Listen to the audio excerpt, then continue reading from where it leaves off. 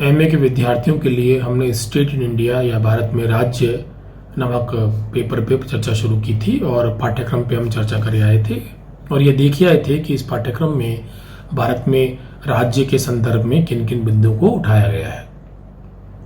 भारत में राज्य इस पेपर के अध्ययन की शुरुआत में यह आवश्यक है कि हम राज्य को समझें। राज्य क्या है? वैसे राज्य शब्द का प्रयोग हम अपनी बातचीत में बहुत करते हैं और हम प्रांतों के लिए भी राज्य शब्द का इस्तेमाल करते हैं। आमतौर पे संघीय प्रणाली के अंदर, चाहे वो अमेरिका हो, कनाडा हो या भारत हो, राज्य शब्द का प्रयोग संघ की इकाइयों के लिए कर लिया जाता है। परंतु एक राजनीति शास्त्र का, एक पॉलिटिकल साइंस का विद्यार्थी जानता है कि ये सब राज्य नहीं है। राजस्थान, हरियाणा, उत्तर प्रदेश या अमेरिका में मिशिगन, ओहियो, कैलिफोर्निया, ये राज्य नहीं है, ये संघ की इकाइयां हैं, प्रांत हैं। तो राज्य क्या होता है? राज्य जो है उसके एक निश्चित अर्थ होते हैं, या यूं कहें कि राज्य एक परिभाषिक शब्द है, अर्थात उसकी it is a well defined term. इसके कुछ निहितार्थ होते हैं और उसी को हम राज्य कह सकते हैं। और राज्य राजनीतिक विज्ञान के संदर्भ में सबसे महत्वपूर्ण टर्म या कहना चाहिए शब्दावली है। क्यों? क्योंकि राजनीतिक विज्ञान जो विषय है वो पूरी तरह से इसी पे टिका हुआ है, या कहना चाहिए कि राजनीतिक विज्ञान विषय का तो मूल प्रतिपाद्य जो है वही राज्य है। तो राज्य क्या है? राज्य के 4 अवयव बताए गए हैं जिनके होने पर ही कोई राज्य बनता है। ये प्राचीन काल से ऐसी चली आ रही है। जनसंख्या, पॉपुलेशन, भूभाग या टेरिटोरी। टेरिटरी का मतलब यह है कि निश्चित भूभाग जिसकी सीमा तय हो। अभी पिछले दिनों चीन के साथ हमारा कुछ 100-200 किलोमीटर के लिए जो झगड़ा हुआ, उसका मतलब यही है कि हर राज्य की एक फिक्स टेरिटरी है और उस टेरिटरी का एक एक इंच तय है और राज्य उस टेरिटरी पे अपना दावा प्रस्तुत करता है। फिर तीसरा जो राज्य का अवयव या मुख्य घटक है वो सरकार है, वह जो शासन करती है। यदि राज्य को सभ्य जीवन की शर्त मानी गई है तो उसका आधार ही कानून और व्यवस्था है, और इस कानून और व्यवस्था को कौन लागू करता है या कौन संभव बनाता है? एक सरकार। परंतु ये सरकार कब काम करती है? यह सरकार तभी काम करती है जब एक उसके पास अपरिमित शक्ति होती है।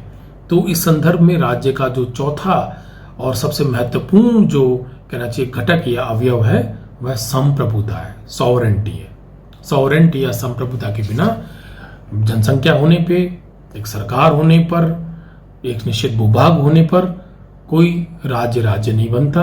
हम कह सकते हैं कि भारत 1947 से पहले एक निश्चित टेरिटरी थी, जनसंख्या थी, एक सरकार भी थी जो गवर्नर जनरल के अधीन काम करती थी, परंतु फिर भी भारत एक राज्य नहीं था। India was not a state. क्यों?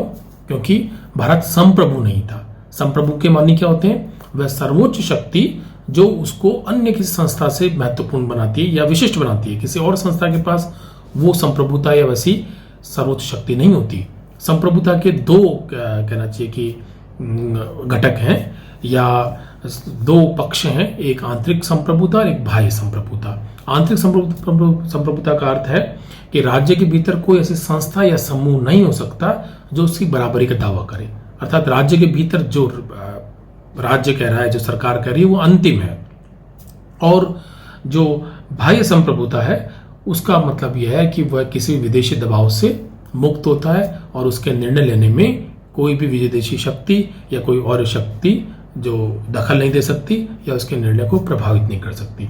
हालांकि जो मॉडर्न स्टेट हैं, जो आधुनिक राज्य हैं, वो उस तरीके से संप्रभु नहीं है, क्योंकि हमने बहुत सी मल्टीलेटरल एजेंसियां या बहुपक्षीय संस्थाएं बना रखी हैं, जैसे यूएनओ है, WTO है। वो कुछ नियम लागू करते हैं जो हम राज्यों को मान्य होते हैं, देशों को या राज्यों को मान्य होते हैं। तो वो एक संप्रभुता में कहना चाहिए कि एक व्यवहारिक सीमाएं हैं, परंतु इस जो सैद्धांतिक रूप से कोई भी राज्य या कोई भी देश जो राज्य होने का दावा करता है वह ये दावा भी करता है कि अपने निर्णयों के अंदर वह सर्वोच्च है, सर्वोपरि है और उसको कोई भी चुनौती नहीं दे सकता। तो राज्य की जो सबसे महत्वपूर्ण अवयव वो संप्रभुता ही है, कि एक तो वो एक एब्सोल्यूट होती है, क्योंकि कोई भी और शक्ति पे वो आश्रित नहीं है, और दूसरे वो यूनिवर्सल है, सार्वभौम है कि देश के अंदर की समस्त संस्थाएं, समस्त समूह, समस्त वस्तुओं के ऊपर वो लागू होती है। तीसरी वो एक्सक्लूसिव है, वो अनन्यता है उसमें, क्योंकि उसके अतिरिक्त संप्रभु कोई एक ही हो सकता है, दो संप्रभु नहीं हो सकते। तो ये राज्य के ये 4 अवयव हैं जिनसे राज्य की स्थापना होती है। भारत के अंदर भी जब राज्य पे चर्चा की तो मनु का जो सप्तांग सिद्धांत है वो किसी न किसी रूप में इन्हीं 4 अवयवों की बात करता है, और उसमें भी जो 7 जो चीजें हैं वो किसी न किसी रूप में इन 4 के अंदर समाहित हो जाती हैं।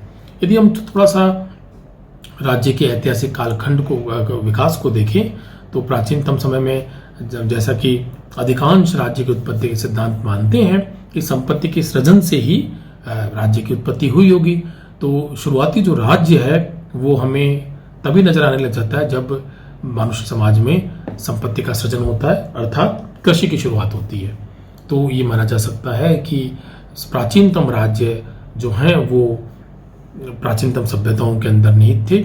सिंधु घाटी सभ्यता में एक राज्य रहा होगा, उसके तो हमें और भी बहुत प्रमाण मिलते हैं, क्योंकि संपूर्ण जो 13 लाख किलोमीटर का क्षेत्र है उसमें हमें बहुत सी एक रूपता नजर आती हैं जो किसी एक शासन तंत्र के होने को के विश्वास को पुष्ट करती हैं। इसके अतिरिक्त मेसोपोटामिया में जो सुमेरिय सभ्यता है वह एक प्रारंभिक राज्य माना जाता है, और चीन में जो प्राचीन सभ्यता थी वह भी प्रारंभिक राज्य माना गया है।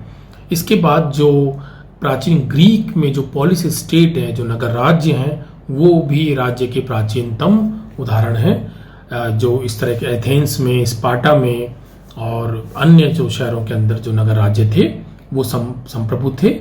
और परंतु ये बात जरूर है कि वो नगर राज्य बहुत लंबे समय तक अपना स्वतंत्र अस्तित्व नहीं बना पाए या कायम नहीं रख पाए। इसके बाद मध्यकाल के जो सामंत राज्य हैं या फ्यूडलिस्टिक स्टेट हैं, जिनमें छोटे छोटे सामंत अपने क्षेत्रों के अंदर सर्वोच्च अधिकारी, सर्वोच्च शासक हुआ करते थे, उनका क्रम आता है। और उसके बाद हमें एक और जो महत्वपूर्ण बिंदु नजर आता है राज्य के विकास क्रम में, वो नेशन स्टेट है, जो हमें 15वीं शताब्दी के आसपास नजर आता है। नेशन स्टेट के मायने हैं कि जब एक खास परंपरा के, एक भाषा समूह के, एक एथनिक समूह के लोग अपने आप को एक राज्य में परिवर्तित कर लेते हैं या परिणित कर लेते हैं। तो ऐसे माना जाता है कि जो फ्रांस है, फ्रांस और इंग्लैंड जो थे वो ऐसे शुरुआती नेशन स्टेट हैं जब जिन्होंने अपने आप को अपनी भाषागत एक रूपता के आधार पे उस पूरी टेरिटरी को, जिसमें फ्रेंच भाषी लोग थे या जिसमें इंग्लिश भाषी लोग थे, उनको एक राज्य के रूप में परिणित किया। और इसके बाद हम यूरोप में इस तरह के नेशन स्टेट का डेवलपमेंट बाद में देखते हैं। 19वीं शताब्दी के अंदर हमें ग्रीस नजर आता है जो यूनान से इसलिए इस आधार पे अलग होता है कि या विद्रोह करता है कि ग्रीस बोलने वाले सब एक संप्रभु राज्य के रूप में इकट्ठा होने का दावा करते हैं। इसके बाद इटली और जर्मनी का एकीकरण होता है, और नेशन स्टेट की यह जो प्रेरणा है या यह अवधारणा है वो एशियन समाजों के अंदर भी बाद में हमें नजर आती है। और भारत में जो राष्ट्रवाद है उसको हम इससे जोड़ते हैं। हालांकि भारत के संदर्भ में एक बात मैं जोर देके कहना चाहूँगा कि राष्ट्र की अवधारणा भारत में प्राचीनतम समय से रही है। हमें विष्णु पुराण में या कालिदास की रचनाओं के अंदर इस तरह की संकल्पना नजर आती है कि हम दक्षिण से उत्तर तक एक प्रजाति के या कहें कि एक सब परंपरा के लोग हैं। क्योंकि कई ऐसे श्लोक हैं, कई ऐसे संदर्भ हैं जो हिमालय से समुद्र तक या दक्षिण के समुद्र से लेकर हिमालय तक एक क्षेत्र को एक कहते हैं और वहाँ की समाज को भारतीय कह करके पुकारते हैं। तो भारत में इस तरह के राष्ट्र राज्य की अवधारणा प्राचीन है, परंतु वह राष्ट्र एक राज्य के रूप में या एक रूप होकर के हमें नजर नहीं आता है। राष्ट्र की अवधारणा है, ये माना जाता था कि दक्षिण से हिमालय तक का जो क्षेत्र है वो भारतीयों या भारतीय नामक जो समूह है उसके द्वारा निवसित है, परंतु वो पूरा समूह, वो पूरी टेरिटरी एक राज्य के रूप में हमें 1947 के बाद ही नजर आती है। तो एक मॉडर्न नेशन स्टेट भारत तब आज़ादी के बाद ही बनता है जब हमारा एकीकरण हो जाता है। हालांकि इसमें एक दुर्भाग्यपूर्ण पक्ष यह है कि भारतीय उपमहाद्वीप का एक बड़ा हिस्सा पाकिस्तान के रूप में अलग हो जाता है। क्यों? क्योंकि जो जिन्ना की मांग थी वह यह थी कि भारत एक राष्ट्र नहीं, दो राष्ट्र में। टू नेशन थ्योरी का आधार यही था, उनका यह दावा था कि जो मुस्लिम्स हैं वो एक अलग राष्ट्र है, अर्थात उनकी सांस्कृतिक परंपराएं बाकी भारतीय समाज से भिन्न हैं, इसलिए उन्होंने दो राष्ट्र होने का दावा प्रस्तुत किया। और जो भारतीय की जो मुख्य राष्ट्रीय आंदोलन की धारा थी जिसका नेतृत्व गांधी जी करते थे, या जिसका एक बड़े स्तर पर जिसका नेतृत्व भारतीय राष्ट्रीय कांग्रेस करती थी, उसने लगातार टू नेशन थ्योरी को या दो राष्ट्र के सिद्धांत को नकारा। उनका कहना यह था कि भारत एक राष्ट्र है, इसमें विभिन्न धर्मों के लोग रहते हैं, परंतु वो किसी न किसी रूप में एक परंपरा से एक सूत्र में आबद्ध हैं और धर्म के आधार पर हम 2, 3 या 4 राष्ट्र की अवधारणा को नकारते हैं। और इसीलिए ही विभाजन के बावजूद हम जो भारतीय परंपरा थी या जो भारत के जो राजनीतिक चिंतन था उसने इस बात पे जोर दिया कि हम टू नेशन थ्योरी को नहीं मानेंगे और उसके परे जाकर के हमने एक लिबरल धर्मनिरपेक्ष राज्य की स्थापना की। तो यह जो हमारी चर्चा है, जो हमने राज्य की समझने से शुरुआत की है, इसके अगले सत्रों में हम हिस्टोरियोग्राफी पे बात करेंगे और फिर सिलसिलेवार हम प्राचीन भारत के विभिन्न राज्यों की प्रकृति का अध्ययन करते हुए आधुनिक भारत के राज्य तक आएंगे।